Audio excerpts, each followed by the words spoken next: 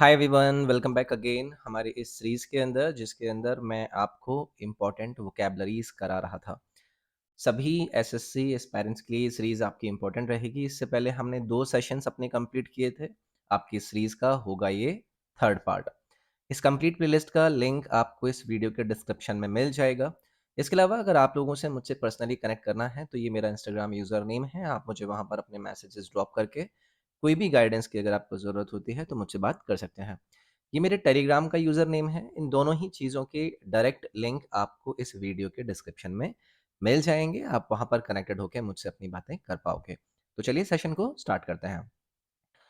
पहला आपके सामने जो वर्ड है आज की इस क्लास का वो है आपका एलिजिबल, ठीक है? इलएजिबल यानी कि कोई चीज़ जो कि आपकी स्पष्ट नहीं है या फिर कुछ ऐसी चीज़ जो कि आपको डिफ़िकल्टी फेस कराती है उसको समझने में, पढ़ने में।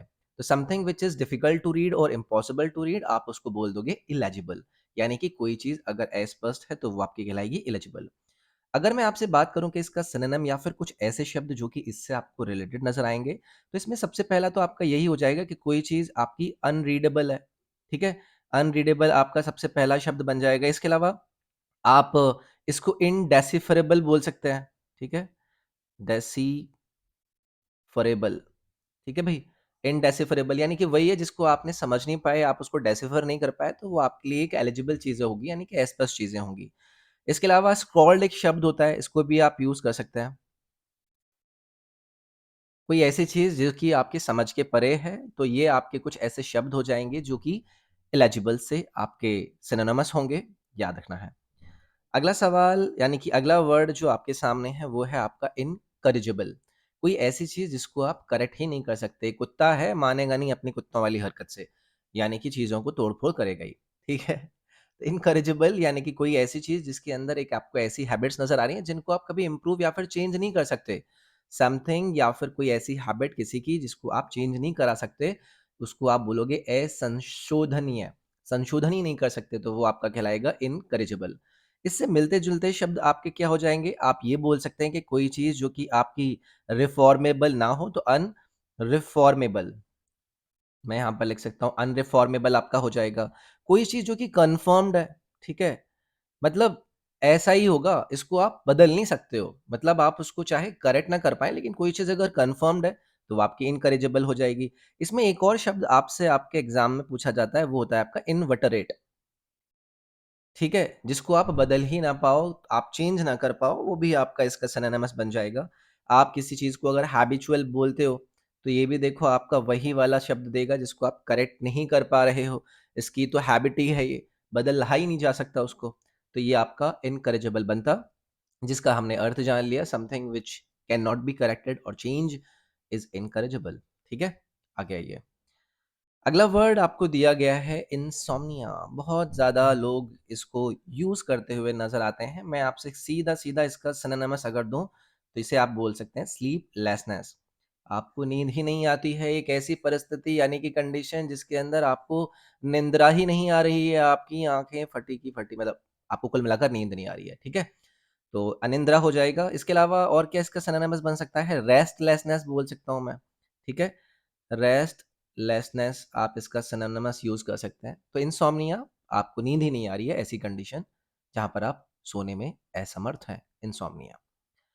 अगला शब्द आपको दिया गया है नेपोटिज़्म। बहुत बार यूज़ करते होंगे भाई-भतीजावाद इसका आपका हिंदी मीनिंग होता है। यानी कि आप ऐसे मान लीजिएगा कि आप अनफ़ेयर एडवांटेजेस दे रहे हैं अपने परिवार वालों को, ताकि आपके वो परिवार वाले अच्छी पोज़ीशन पर आ सकें। तो ये लाइन लगी हुई है लेकिन ये जो लोग हैं ना जो बैक सीट से या फिर बैक डोर से आपका ऊपर की तरफ चढ़ के इस गद्दी पर पहुँच रहे हैं, वो आपके सिचुएशन बन जाएगी नेपोटिज़्म। आप यहाँ पर उनको जॉब दें, आपको इनको पावर प्रोवाइड करें, आप उसको कहते हैं नेपोटिज़्म। नेपोटिज़्म का एक सबसे बढ़िया आपका सिनोनिमस बनता है, वो बनता है आपका फ़ेवरेटिज़्म, ठीक है? फ़ेवरेटिज़्म यानी कि वही है कि मुझे वो पसंद है, भैया वो आएगा, आप चाहे लाइन में कितनी बड़ी भी लगे हुए हों। आगे आइए। अगला शब्द एसएससी इसको पता नहीं बार-बार पूछती रहती है, शब्द का नाम है आपका ऑब्सोलीट यानी कि कोई ऐसी चीज़ जो कि आपकी अप्रचलित हो जाए, जो प्रचलन में था, वो आपका बंद हो जाए, तो नो लॉन्गर यूज़्ड क्योंकि कुछ नया आपका इन्वेंट करा जा चुका है, तो ऐसी पुरानी वाली चीज़ को आप ऑब्सोलीट बोल देते हैं, यानी कि वो चीज़ क्या है आपकी आउट ऑफ डेट है, अब कुछ नया आया है, या फिर मैं इसको आउटडेटेड भी कह सकता हूँ।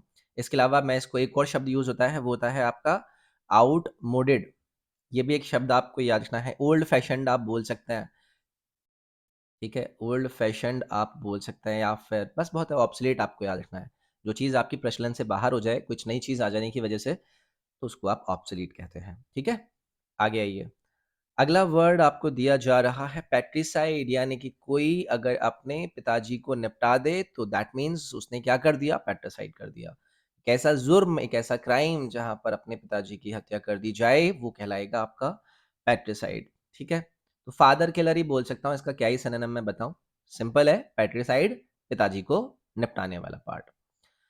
अगला शब्द आपके सामने है, ये है आपका फिलेटलिस्ट, यानी कि जो टिकट्स होते हैं, डाक के टिकट होते हैं, उनको कलेक्ट करते रहते हैं ये, समझ रहे हो? अ पर्सन हु कलेक्ट्स और स्टडीज स्टैम्प्स, इसको आप बोलते हैं आपका फिलेटलिस्ट। इसका सिनोनिम यही बन जाएगा, स्टैम्प कलेक्टर बोल दूंगा सीधे-सीधे, ठीक है? ठीक है? तो सिंपल है, मेरे ख्याल से इसमें प्रॉब्लम नहीं होनी चाहिए। फिलैटेलिस्ट यानी कि ऐसे डाक टिकट का संग्राहक, या फिर आप इसको स्टडी करने के लिए बोल सकते हैं, शौक होते हैं अपने-अपने। अगला शब्द सबका जो वर्ड दिया गया है वो है आपका स्टोइक। स्टोइक का अर्थ होता है आपका कोई चीज़ जो कि बहुत ही ज़्यादा उदासीन हो, न्यूट्रल सी हो। एक ऐसा person who is able to suffer pain, trouble without complaining, showing what they are feeling. यानी कि ऐसे व्यक्ति जिनको ज़्यादा मतलब नहीं है, वो रोना नहीं रोते हैं दूसरों के सामने जा कर के, भैया मेरे साथ तो गलत हो गया, मैं तो मेरे साथ तो बहुत ही ज़्यादा बुरी परिस्थिति बन गई है। तो ये आपका स्टोइक कहलाते हैं। उदासीन व्यक्ति अपने दुःख को शो नहीं करते हैं किसी को जाकर कंप्लेन नहीं करने लगते हैं, ठीक है? इसमें आप सिनोनिम के रूप में एक आपका शब्द होता है अपैथेटिक, ठीक है? ये भी आपका वही होता है, ज़्यादा इधर-उधर की बातें नहीं करना। आप इसको इम्पैसिव भी बोल सकते हैं। इम्पैसिव भी एक अच्छा शब्द बन जाएगा, ठीक है? आप इसको स्टॉइड भी बोल सकते हैं, ठीक है? एसटीओ स्टॉइल्ड, ठीक है? तो ये आपके कुछ वही शब्द हैं जिसके अंदर बेसिकली आपका ये वाला सेंस आ रहा है कि you are not showing something, मतलब something which happened to you but you are not showing it to someone. आप एकदम चिल, मतलब चिल नहीं मार रहे हो, लेकिन आप दिखा नहीं रहे हो, रोना नहीं रो रहे हो किसी के सामने। तो that is what a stoic means. अगला वर्ड आपको दिया गया है एलियन।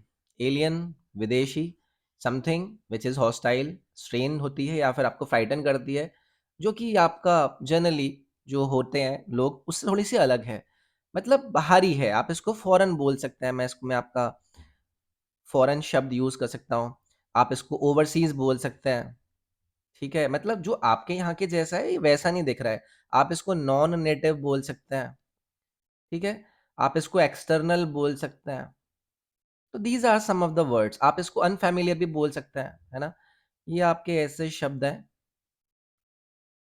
जो कि इसके सिनोनिम्स बनेंगे। स्ट्रेंज बोल दीजिए, पेक्यूलियर बोल दीजिए। पेक्यूलियर एक शब्द है जिसको आप यूज़ करते हैं, ठीक है? ऑड बोल दीजिए, ऑड भी एक आपका ऐसा ही हो जाएगा जो कि विषम है, यानी कि जो बाकियों के जैसा नहीं है, विषम है, एलियन है, विदेशी है। आगे आइए। अगला शब्द ये आपको दे रहे हैं अमीश्योर, एक ऐसा व्यक्ति जो कि पसंद करता है आपका स्पोर्ट्स के अंदर, बाकी की एक्टिविटीज़ के अंदर अपने शौक के लिए। उसको वो एज़ अ जॉब नहीं ले रहा है, उसको मन है ऐसा करने का। इसको आप बोलते हैं अमीश्योर, मैं अपने शौक के लिए कर रहा हूँ, मैं इसका कोई भी पैसा नहीं ले रहा हूँ। तो आप इसको नॉन प्रोफेशनल बोल सकते हैं। नॉन प्रोफेशनल हो जाएगा आपका, एक आपका शब्द है लेमैन, आप बोल सकते हैं। ये भी आपके वही होते हैं जिनको ऐसा पैसे-वैसे का मन नहीं होता है, ये आपका किसी के सुधारक के लिए आपके काम करने लगते हैं। मेरे ख्याल से ये आपका मेचर शब्द आपको याद रहना चाहिए। आगे बढ़ते हैं।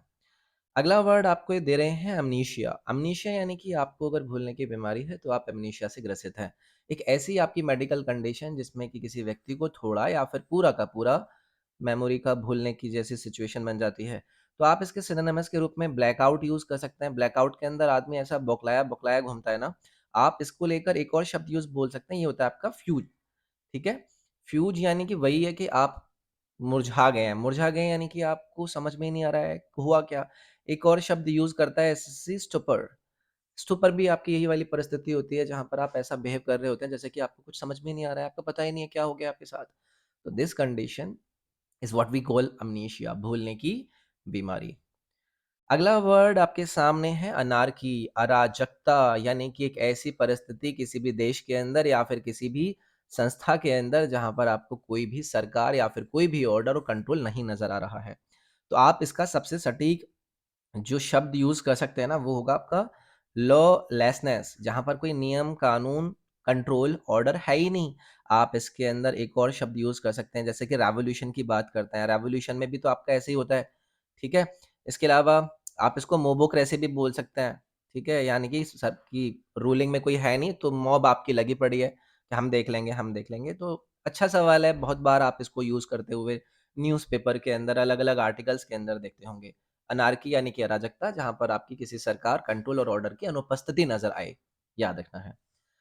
अगला वर्ड आपके सामने है एंथ्रोपोलॉजी। एंथ्रोपोलॉजी आपकी मनुष्य जाति से संबंधित विज्ञान की शाखा को हम कहते हैं, यानी कि ह्यूमन रेस की अध्ययन की बात करें, उनके ओरिजिन के अध्ययन की बात करें, वो डेवलप कैसे हुए, उनके बिलीव्स कैसे हैं, तो इस पूरे के पूरे पैटर्न को स्टडी करने वाली शाखा को आप बोलते हैं एंथ्रोपोलॉजी। यानी कि मैं सीधे-सीधे टर्म में आपका बोल सकता हूँ साइंस ऑफ ह्यूमन्स, कि उनके ओरिजिन, उनके ह्यूमन रेस के डेवलपमेंट, कस्टम बिलीफ्स के बारे में जो आपकी संबंधित स्टडी करती है, वो आपकी एंथ्रोपोलॉजी कहलाती है। अगला सवाल है आपके सामने, वर्ड दिया गया है आर्काइव्स। कई सारे प्रोनंसिएशन मार्केट में आप लोगों को यूज करते हुए देखेंगे। आर्शीव्स बोल देते हैं, आर्काइव्स बोलते हुए आपको नजर आते होंगे लोग।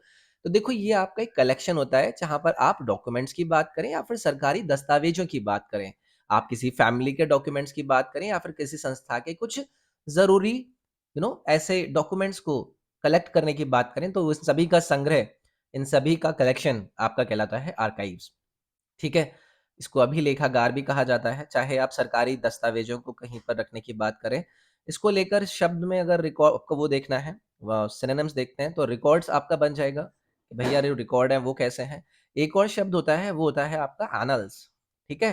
तो एनल्स अब ये आपका वही शब्द देता है कि आपके पास जो भी आपकी माइन्यूट जानकारी थी, वो आपने इकट्ठा करके रख रखी हैं।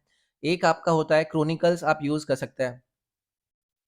क्रोनिकल्स एक्चुअली में आपका क्रमनावत होता है, क्रम से क्या-क्या चीज़ें हैं, बट स्टिल वो भी आपका एक हिस्टोरिकल इवेंट को आपने मैनेज किया है, रोल किया है। आप इसमें रजिस्टर यूज़ कर सकते हैं, papers, documents, file, log, catalogue, ये सारे शब्द आप आर्काइव्स के सिनोनिम्स के रूप में यूज़ कर सकते हैं। अगला शब्द और आपकी आज की इस वीडियो का अंतिम शब्द है क्रेडिबल। क्रेडिबल यानी कि विश्वसनीय। ट्रस्ट मी, अगर आप किसी से कह रहे हैं कि भाई मैं तेरे पे ट्रस्ट करता हूँ, तू क्रेडिबल है, यानी कि आप उस पे विश्वास जता रहे हैं। जैसे कि आप मुझे या फिर मुझ पर अपना क्रेडिबिलिटी दे सकते हैं, यानी कि मुझ पर ट्रस्ट कर सकते हैं, यानी कि आप मुझ पे बिलीव या फिर ट्रस्ट दिखा सकते हैं, सो दैट के मैं आपको रेगुलर ऐसी वीडियो देता रहूँ। तो समथिंग व्हिच इज़ एक्सेप्टेबल या फिर मैं इसको ट्रस्टवर्दी बोल दूँ, या फिर मैं इसको रिलायबल बोल दूँ, कि मैं इस पर रिलाई कर सकता हूँ, मैं किसी को वैलिड बोल दूँ। ये आपके वो शब्द हैं जिनको आप यूज़ कर सकते हैं एज़ सिनोनिम्स। तो यार, ये थी आपकी वीडियो। वीडियो अगर आपको पसंद आई तो आप लाइक ज़रूर कीजिएगा। आपको ज़्यादा फ़र्क पड़े ना पड़े, बट मुझे बहुत ज़्यादा इससे मोटिवेशन मिलता है। आप वीडियो को शेयर कर सकते हैं। सब्सक्राइब ज़रूर कीजिएगा और ये बेल आइकन दबाकर ऑल वाला जो बटन है वो आप प्रेस कर लीजिएगा, सो दैट के नोटिफ़िकेशंस आपको रेगुलरली मिलते रहा करें।